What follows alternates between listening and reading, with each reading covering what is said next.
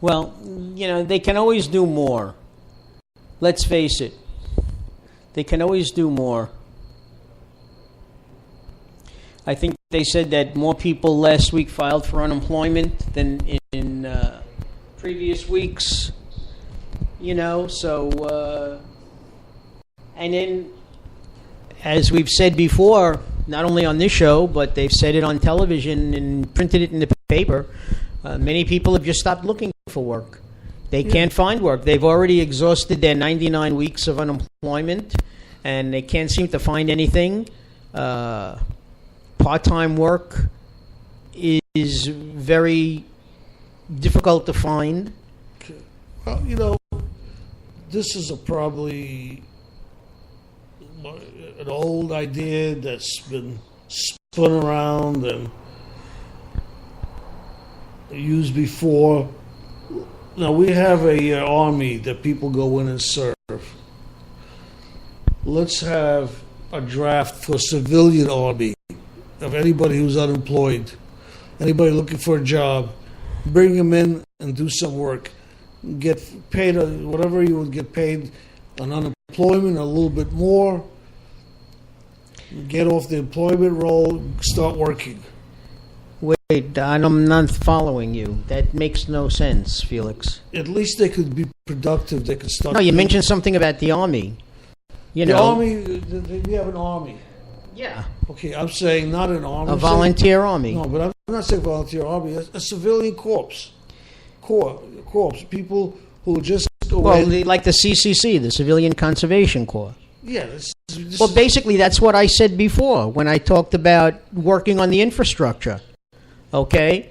I mean, you have trained people who could work the machines, but the blood and guts of it, the sweat and toil can be done by just about anybody. And I'm not talking, not building streets, cleaning streets. Just go out there, and there's so many things that could be done by skilled labor, and so many things could be done by unskilled labor. And at least, everybody will feel better probably if they're working. And well, let's face it, nobody wants a handout. They would like to think that they're earning what they're getting. Well, okay? This way you go in, when you report to your unemployment, once a week, they send you out to work somewhere for you in order to earn that money. If you don't want to work, you don't get your unemployment. Welfare, if you're on welfare and it's possible that you're able to work, go out and work too. And you'll get your unemployment, you'll get your benefits at the end of the week.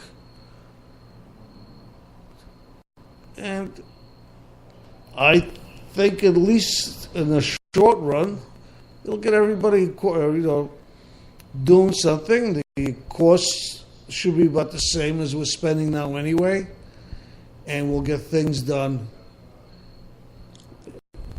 Maybe a socialistic view, I don't know, but we have to do something. And I'm just looking through Time Magazine here, Felix. A quote from Michelle Bachmann, September 28th. She says, "We're very excited. It's exactly what we wanted to get, and we got it," talking about the shutdown of the government. I mean, on one hand, you have Republicans saying something like that, and on the other hand, you have Republicans saying, well, we didn't want this, the president wanted it. One hand doesn't seem to know what the other hand is doing. And as I said before, it's just a matter of some people just want to hear themselves speak. Yeah. Well, again, the government shutdown is one thing. Now it's getting closer to where we're just, governments will be spending more than they're bringing in. With their loans and everything else, they will not be able to keep the government going as we know it.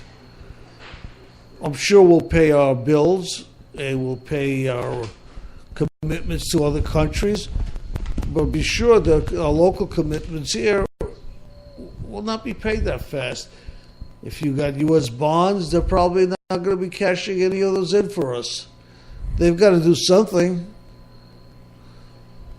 We were talking about the debt ceiling, and again, quoting from Time Magazine. Time Magazine has a very good article talking about the debt ceiling, and they give you questions and they answer the questions.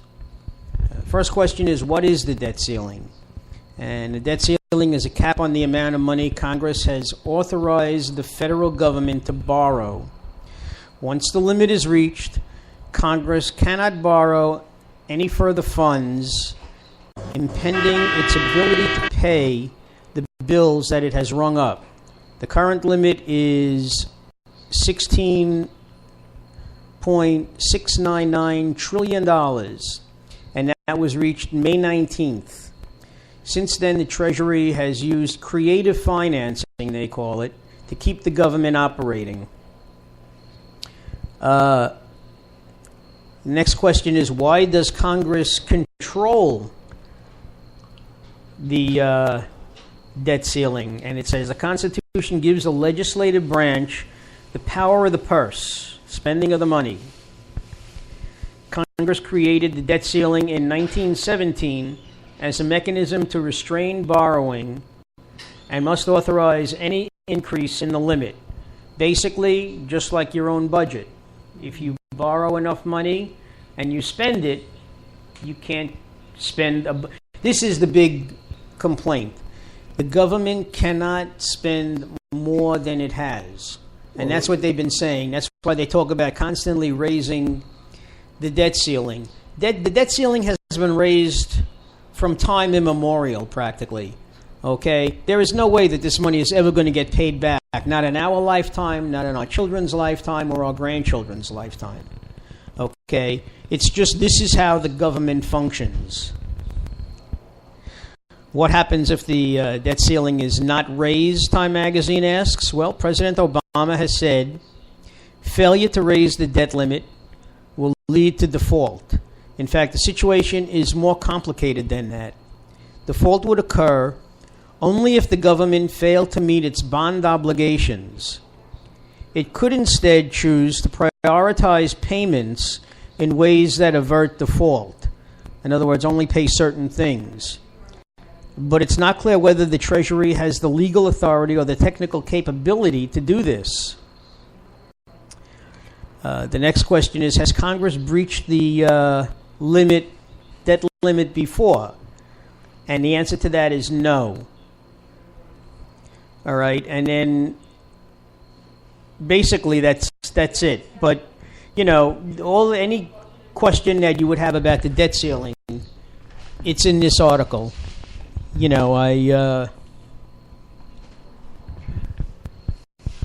I enjoy it's Time Magazine, one of my favorite magazines. I used to get Newsweek, but Newsweek is now no longer in print. It's only on the computer.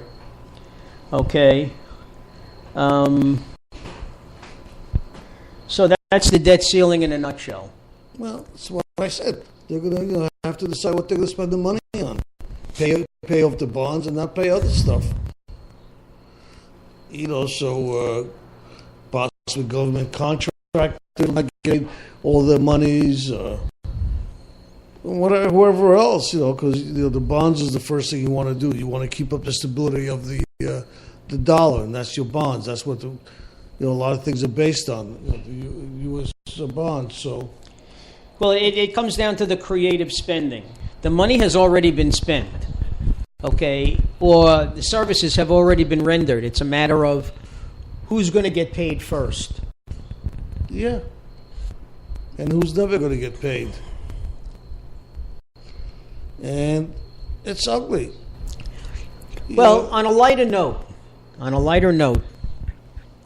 although if you're lose some weight, Mark? Yeah, I wish I did. Oh, okay. If you're a New York sports fan, what can I tell you? Well, the things Giants, are looking very dim and bleak for the New York Giants. They still have a perfect record. On a positive note, they only gave up 27 points, but on a negative side of that, they only scored 21. So another loss for our Giants. They are now 0-6 on their way to an 0-16 season. I'm predicting an 0-16 season. Okay. It's a shame. Eli Manning threw 3 interceptions yesterday. That seems to be his bugaboo for this season. Giant turnovers, interceptions, fumbles, you name it. Sort of getting to the point where I don't even know if I want to watch. And the hockey season started. The Islanders started out doing well. They are 3-2. The Rangers, a little disappointment. Their last game, they lost 9-2 in was it San Jose? I'm not sure if it was San Jose or no, the LA Kings. The LA Kings. They lost 9-2. I don't ever remember Henrik Lundqvist giving up 9 goals. Okay. Tell you the truth, I did not watch the game. I wanted to, but I forgot, and I did not see whether or not they replaced him in goal. I mean, when you talk about a score like that, I'm sure that they must have brought in Marty Biron. So what can I say? Joe Girardi signed a new contract. He got a $1 million raise for every year, a 4-year contract, $16 million. I'll take $16 million to manage the Yankees for 4 years. Yeah, why not? Now, I want to remind everybody, we are talking about local sports, but we are an international show. We could be heard anywhere in the world where there's an internet brought there. So anybody wants to call in and tell us about their local teams. If somebody wants to talk about soccer or cricket or whatever the sport of your liking is. Polo. Whatever it is, call us and we'll discuss it. Tennis is a good one, yes, you're right. Golf. If any golf lovers out there, and you want to say something about it, call in. We don't care. We'll talk about anything. But once again, we do want to stress that while we do say this is a show about nothing, as I said, if you don't call up, Felix and I are just going to sit here and just throw our ideas around. And, if there's something that you want to discuss, please, we urge you. The number is 516-665-1860. Or you can Skype us at Trucking to Heaven, and we also have email addresses that you can call, that you can actually email us something, and we'll read it over the air. It's Marc, M-A-R-C, at truckingtoheaven.com. Or Felix at truckingtoheaven.com. As we said, if you can't listen live and you have a question, you want to send it in, we'll be more than happy to address that question on our next show. Now, I know we have listeners out there every week who are listening to the show live because we get statistics.